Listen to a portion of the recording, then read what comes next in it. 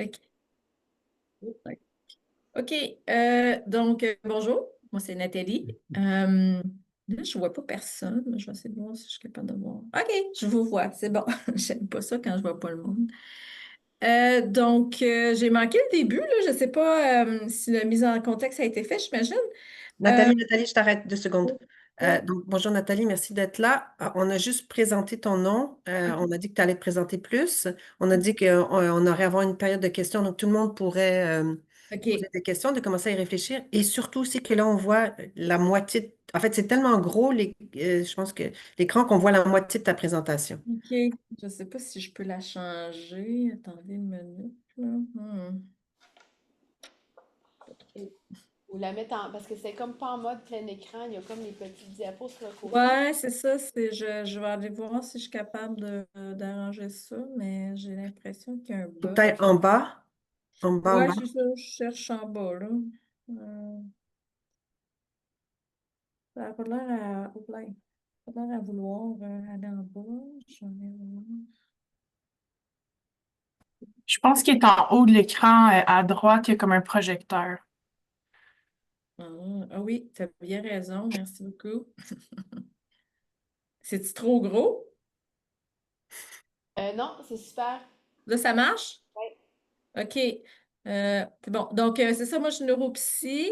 Moi, c'est ça, j'ai une petite mise en contexte. Ça a été fait en dernière minute, je suis désolée, là.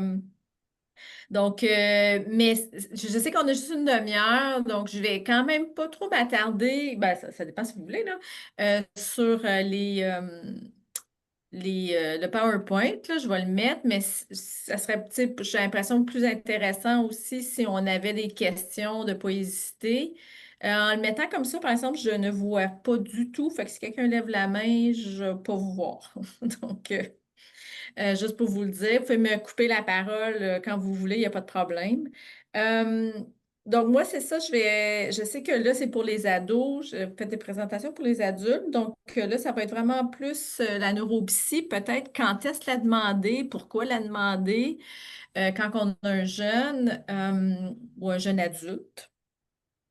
C'est quoi la pertinence de faire des évaluations neuropsy, peut-être auprès de cette clientèle-là?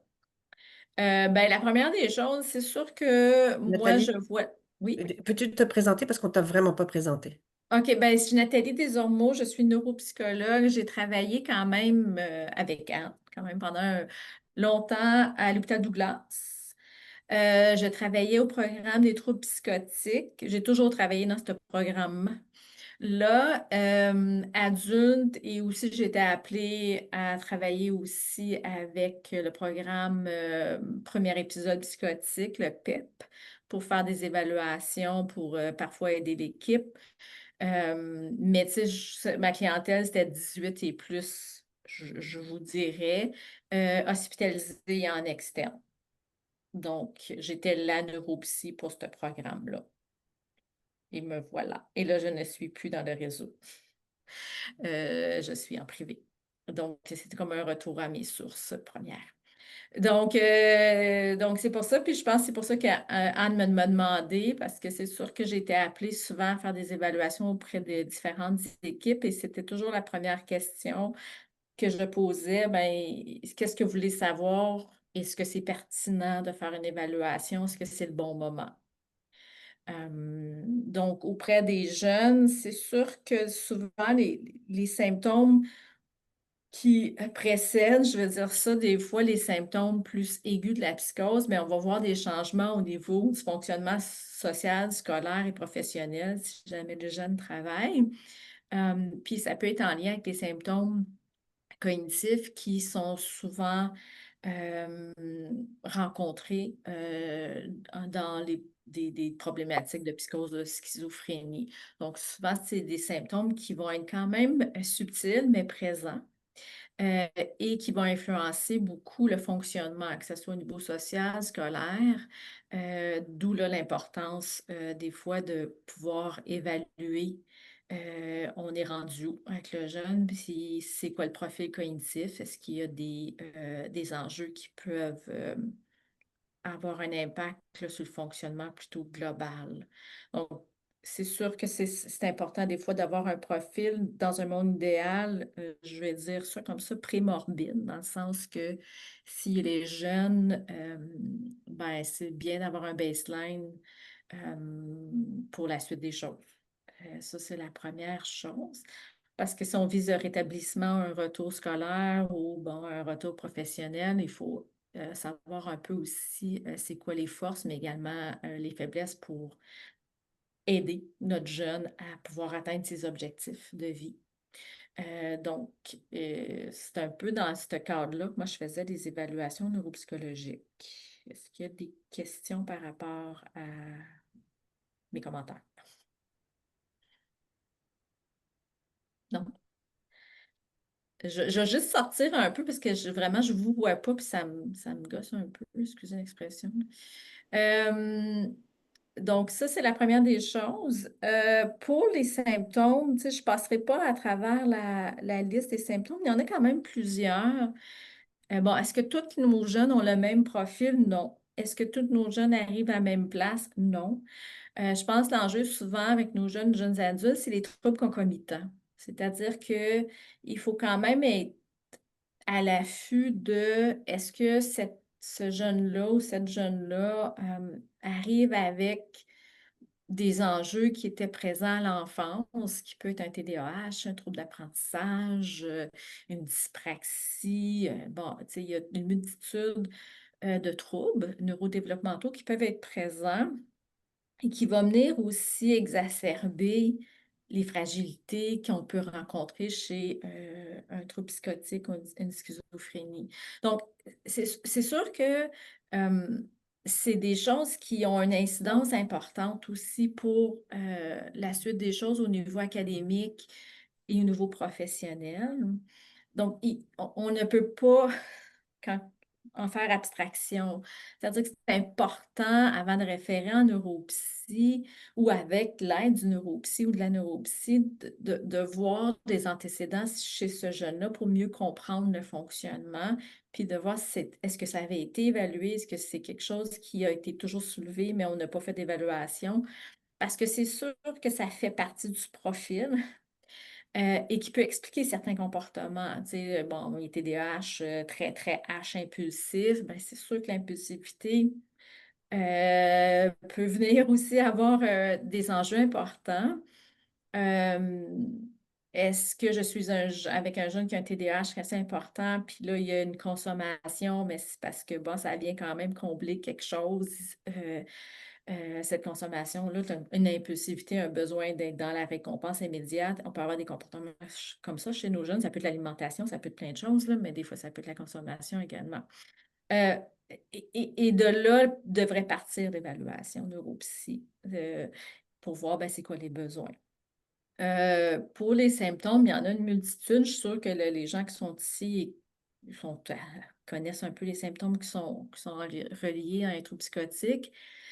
Ça atteint la mémoire, l'attention, les fonctions exécutives, qui est quand même importante dans le fonctionnement, la planification, l'initiation. Donc, il y a une multitude de symptômes qui sont présents et qui peuvent nuire au fonctionnement. Donc, c'est sûr d'avoir un profil clair, ça serait génial dans la mesure du possible, en sachant que des neuropsies, il n'y en a pas des tonnes, puis il n'y en a pas des tonnes qui travaillent en psychose.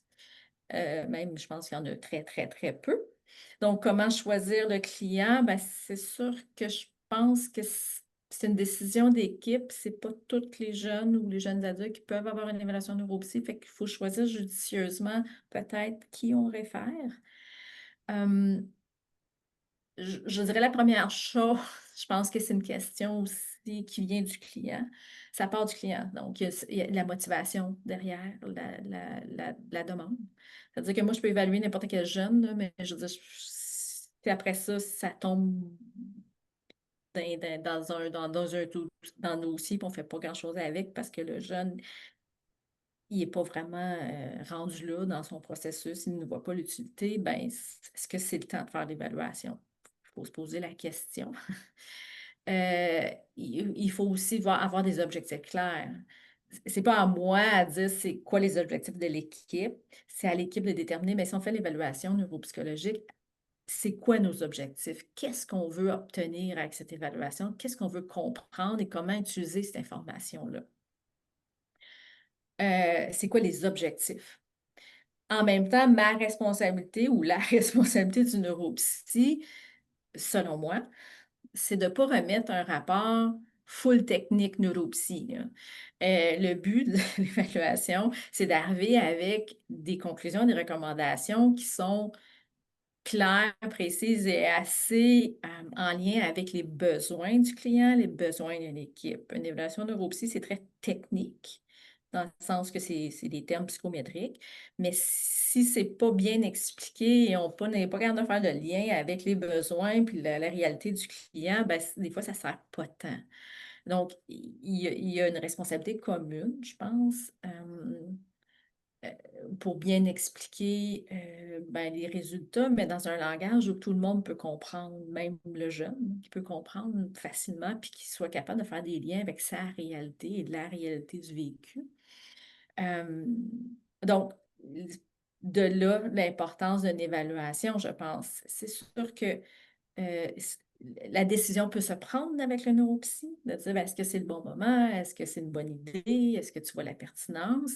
Euh, Ça devrait se faire en équipe.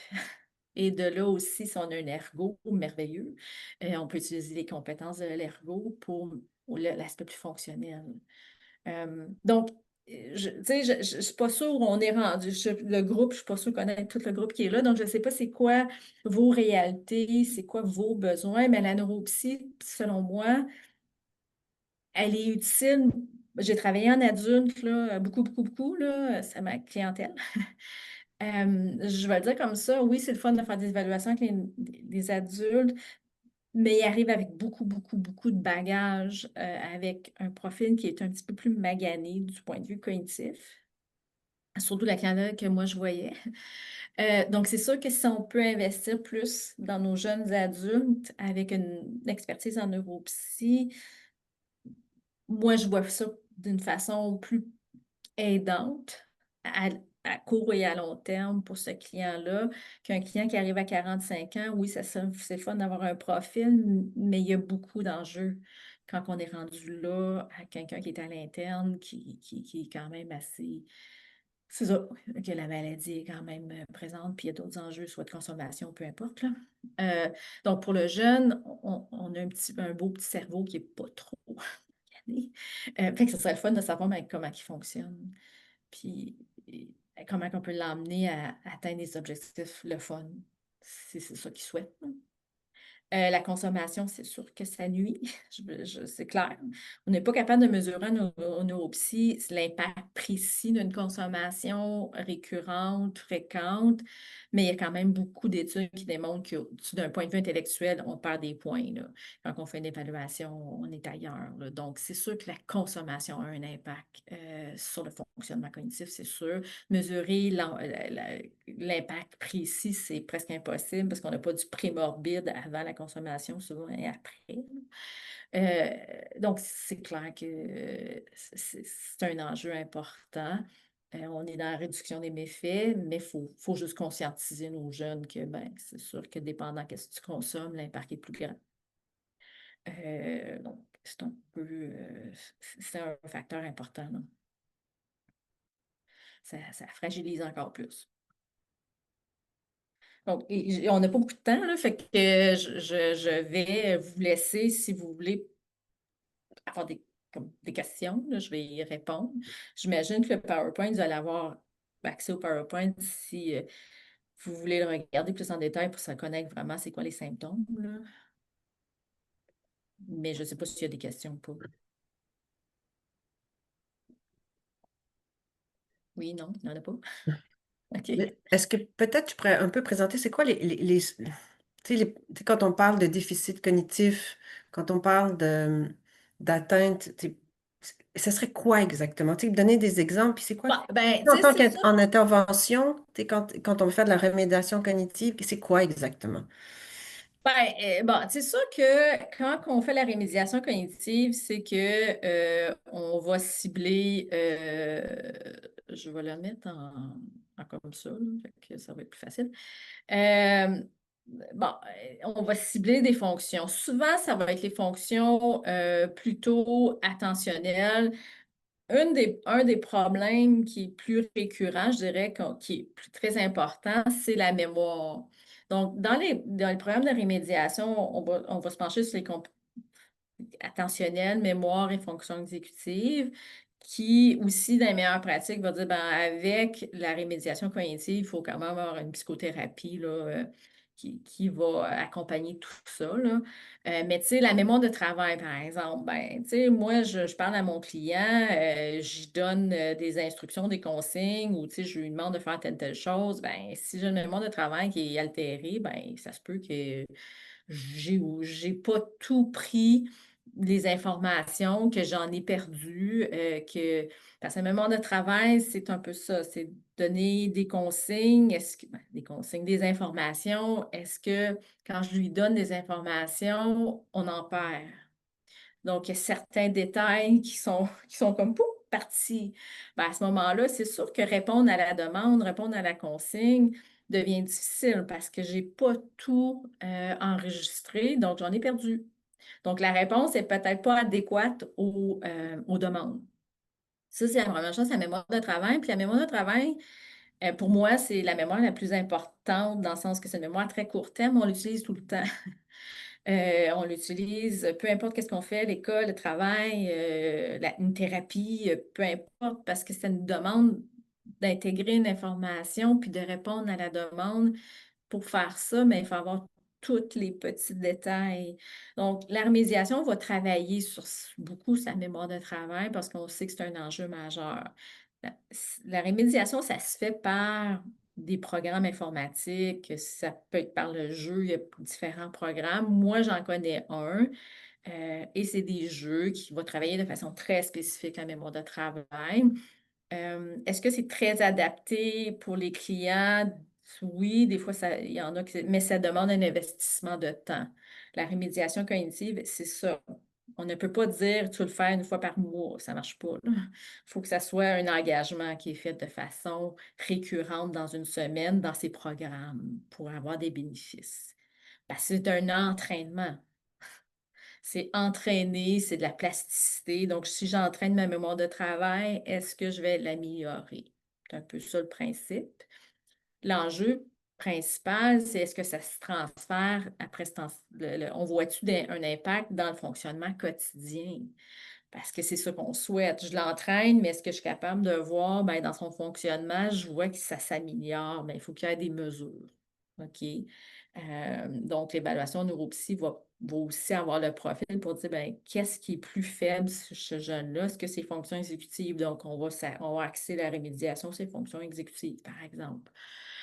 Les fonctions exécutives, ben, c'est plein de choses, la planification. Est-ce qu'on est capable de planifier notre agenda? Est-ce que quand je planifie, si j'ai une bonne gestion du temps, est-ce que ça a du sens, là, tu sais? Est-ce que j'en mets trop, puis ça n'a comme pas de bon sens, puis c'est sûr que n'importe qui ne serait pas capable. Fait qu'à ce moment-là, ben, on se décourage parce qu'on ne fait pas tout ou on fait à moitié. Bon, c'est un peu ça, difficulté à résoudre des problèmes. Devant une nouvelle situation, est-ce que je suis capable là, de mettre en place les stratégies pour arriver à résoudre quelque chose? C'est important, on fait ça tout le temps. Euh, L'autocontrôle. Donc, est-ce que je suis impulsif? Est-ce que je suis capable de mettre le petit frein pour ne pas réagir de façon trop impulsive? Ben, c'est important. C'est très important dans le fonctionnement. La vitesse de traitement d'information, ça, on le voit beaucoup. Les gens, souvent, sont plus ralentis. OK? Donc, traiter l'information, c'est plus lent, la réponse est plus lente. Et malheureusement, ben, on vit dans un monde où il faut être rapide. Puis des fois, c'est plate parce que c'est pas parce qu'ils ne vont pas arriver à la réponse, ils ne vont pas arriver à la solution, mais c'est juste qu'il y a une lenteur. Donc, c'est sûr qu'à ce moment-là, quand on fait une approche psychothérapeutique, quand on travaille avec cette population-là, il faut donner du temps. Il faut juste être conscient que des fois, on pose la question, puis juste traiter la question, c'est plus lent. Donc, la réponse, ça va être plus lente. arriver. Mais ça ne veut pas dire qu'ils n'arriveront pas à trouver la solution ou à répondre à la demande.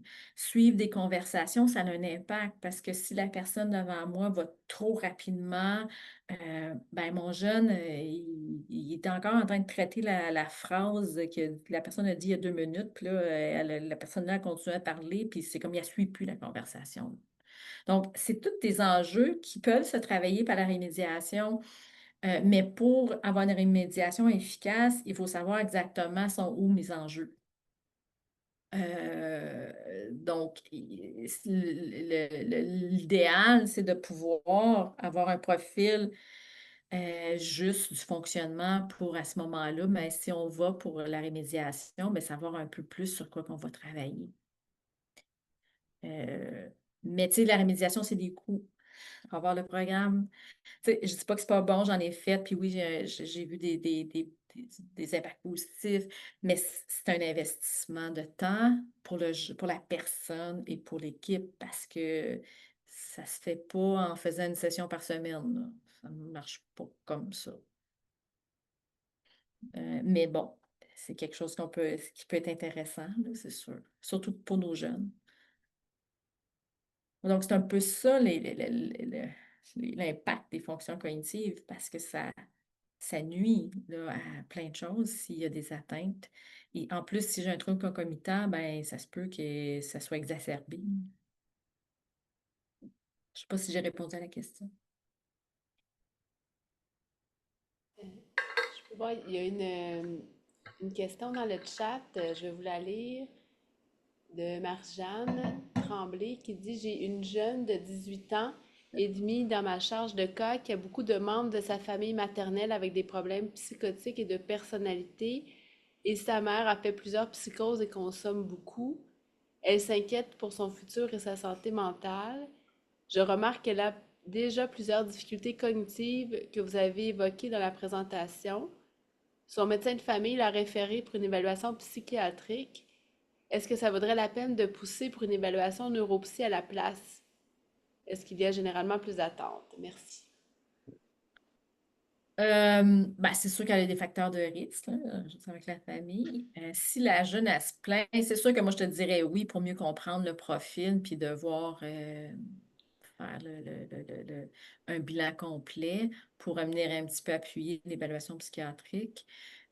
C'est sûr que dans un monde idéal, si on est capable d'avoir une neuropsy qui fait l'évaluation cognitive, mais qui va faire l'évaluation de la personnalité, qui va faire l'évaluation seulement psycho-affectif, ben c'est winner. On a un profil complet qui vient accompagner une impression clinique. Euh, Parce que, tu sais, la neuropsie, c'est le fun, là, mais c'est une partie du casse-tête. Donc, c'est sûr qu'il y a plein d'autres morceaux qu'il faudrait peut-être aller regarder. Puis, il y a des neuropsies qui vont le faire. Moi, je le faisais, là. Je ne maintenais pas juste aux fonctions cognitives parce qu'il y a plein d'autres facteurs qui vont venir influencer le comportement. Mais je dirais oui, s'il y a des plaintes, puis la jeune s'inquiète, mais des fois de rassurer aussi. Des fois, en faisant l'évaluation, des fois, c'est le fun, on dit waouh, ça fonctionne super bien. Tu sais, puis on dit ah, ça c'est fort, puis ça c'est le fun, puis t'appuyer sur ça, mais à quelque part, il y a quelque chose, là, il y a comme une. On vient apaiser quelque chose quand on voit que le fonctionnement est quand même bon. Je ne sais pas si j'ai répondu à la question. Oui, moi, ça m'amène peut-être une question. Je travaille dans une clinique là, de premier épisode psychotique et aussi dans une clinique en psychiatrie de toxicomanie où c'est des troubles concomitants très variés. Puis, surtout dans les premiers épisodes, mais même aussi des fois les gens qui ont consommé, qui ont arrêté, les plaintes cognitives, c'est vraiment une des plaintes principales. Parce que les gens sont vraiment très, très dérangés pour ça. Ils ont l'impression qu'ils ne sont pas revenus comme avant. Puis je me demandais, avec votre expérience, est-ce que c'est vraiment commun de voir une disparité entre le subjectif et l'objectif?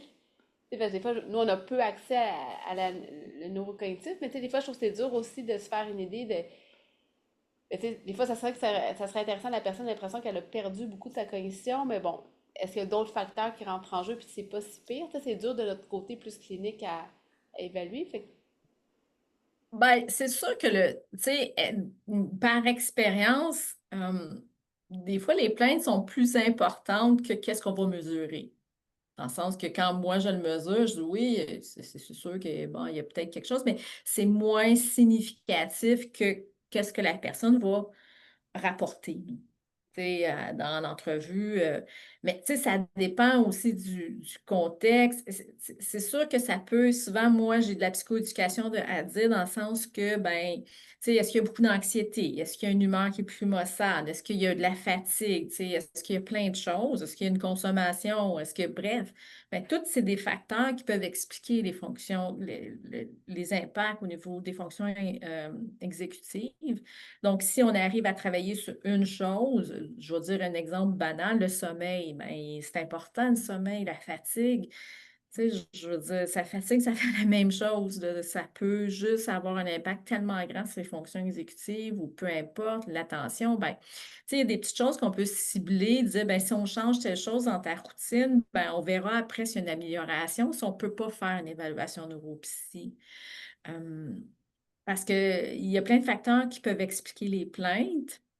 Est-ce que c'est vraiment une atteinte cognitive qu'on est capable de mesurer? Ce n'est pas toujours le cas, là. Euh, donc, des fois, y aller avec, en regardant l'hygiène de vie, puis de voir, ben, est-ce qu'il y a des choses qui pourraient expliquer? Euh, ben, à ce moment-là, on peut cibler, c'est comme le sommeil qui est quand même qui est compliqué, là, mais qui est quand même un enjeu majeur, là. C'est sûr que ça se peut se faire comme ça. Mais oui, souvent les plaintes, même avec quelqu'un qui n'est pas psychotique, là, quelqu'un qui arrive, souvent c'est pire que pire, là. Mais quand on parle un peu, je dis OK, mais on arrive quand même à comprendre que oui, il y a des enjeux, mais c'est quand même pas catastrophique, là.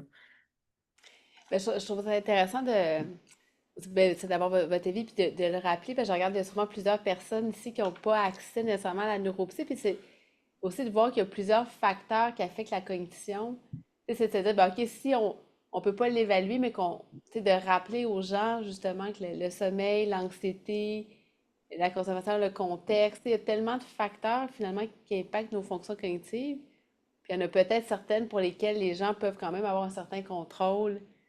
Tu sais, à défaut d'aller évaluer au moins, ben, dans tous les cas, si tu dors pas bien, si tu arrives à améliorer ton sommeil, ben, tu vas tout faire pour maximiser les fonctions que tu as. Fait que ça donne quand même un certain pouvoir. Je trouve des fois, on se sent un peu impuissant par rapport aux troubles cognitifs, mais c'est de voir qu'il y a peut-être des petites pistes comme ça qu'on peut quand même avoir un impact cognitif en aidant Ben, les gens. tu sais, fonction cognitive, c'est l'hygiène de vie. Donc, tu sais, tu dors-tu bien, tu manges-tu bien, est-ce que tu bouges un petit peu? C'est toutes des choses qui doivent être regardées quand on fait une évaluation parce que le sommeil et l'hygiène de vie ont un impact important, là. Donc, si on ne peut pas faire une évaluation neuropsy, mais tu sais, avoir un bon historique de savoir comment que la personne fonctionne, puis y a-t-il des choses qu'on pourrait améliorer de façon relativement assez simple sans passer par une grosse éval, ben des fois, ça peut faire des changements aussi. Ça peut avoir un impact qui est quand même. Puis, tu sais, de voir, tu sais, la question qui tue, c'est de dire, ben, OK, avant, tu sais, quand tu étais à telle période de ta vie, est-ce que des enjeux étaient présents? Parce que dans le fond, c'est peut-être juste situationnel. Donc, comme un peu comme peut-être investir plus dans l'entrevue puis savoir qu'est-ce qui se passe dans le quotidien. Puis après ça, si ça persiste dans le temps puis ça devient vraiment une problématique malgré nos interventions, ben, c'est peut-être à ce moment-là qu'on peut aller chercher une évaluation. Tu sais, moi, mon conseil, je sais qu'il n'y en a pas des millions de neuropsy, là, puis c'est pas toujours accessible. Ben, tu sais, moi, je le faisais comme ça. Moi, j'étais très ciblée dans mes évaluations, c'est-à-dire que je faisais pas des évaluations de 8 heures, là. Ça, c'est pas nécessaire, là. Une liste d'attente, là, tu gardes ce cours. Tu gardes ce cours parce que le but, c'est d'avoir une opinion sur le fonctionnement. Puis on ne fait pas des évaluations de 8 heures, là. Tu sais, on garde ça très court. Il faut aussi, le neuro aussi doit être conscient de ça, là. Il faut ajuster notre approche avec la clientèle, puis les besoins sont tellement grands que, regarde, là, on ne fait pas de la recherche, là. On fait des évaluations, puis on veut juste bien comprendre. Donc, on a chacun une part de responsabilité, là.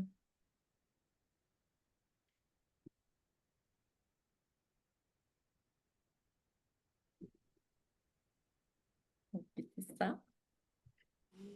Il y a d'autres questions, ça va? Ok. Tu sais, tant qu'à être, je vais en poser une autre petite.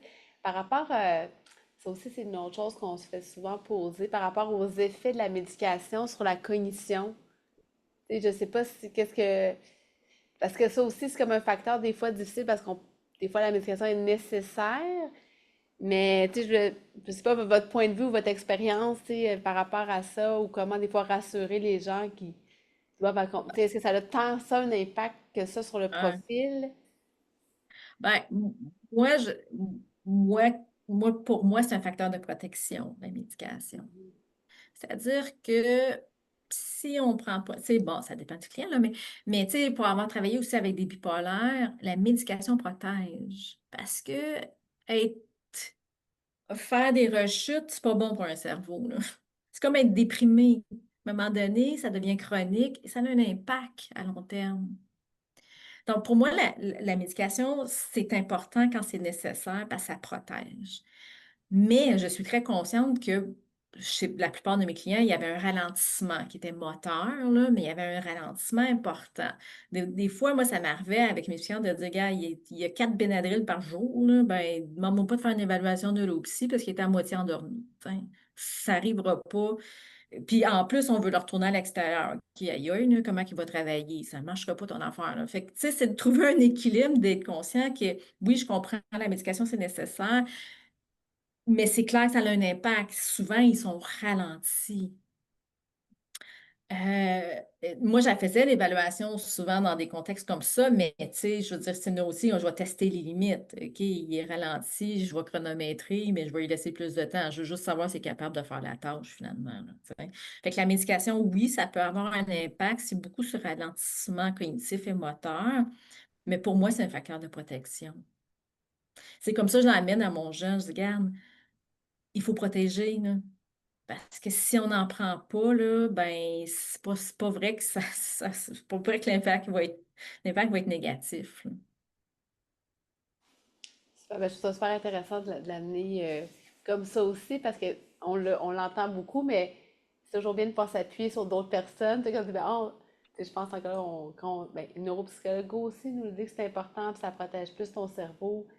Ça nous aide à faire face à ces plaintes-là. Qui des fois, je pense que c'est ça, la médication peut servir d'objet pour plusieurs problèmes, tu sais, sans que ça soit nécessairement tout relié à la médication non plus, là. Fait que on retient que plus le ralentissement, soit en général avec nos médicaments, mais pas des troubles plus complexes nécessairement. Bah, tu sais, souvent, ça a plus un impact sur les symptômes physiques, là, ça dépend de la médication, là, mais c'est sûr que, tu sais, bon, je veux dire, c'est une médication antipsychotique, là, ça a des effets, c'est sûr que ça a des effets. Mais pour moi, ça protège un peu nos jeunes, comme n'importe quelle médication. Tu sais, même mes jeunes qui sont anxieux dans mon bureau, quand j'ai des parents, non, non, non, je dis, garde, on peut-tu calmer le jeu, là? Je te dis, il faut être disponible, là. Si on est trop ci, trop ça, on n'est pas disponible pour peu importe la psychothérapie, peu importe. Fait que, tu sais, il faut calmer le jeu, puis ça protège.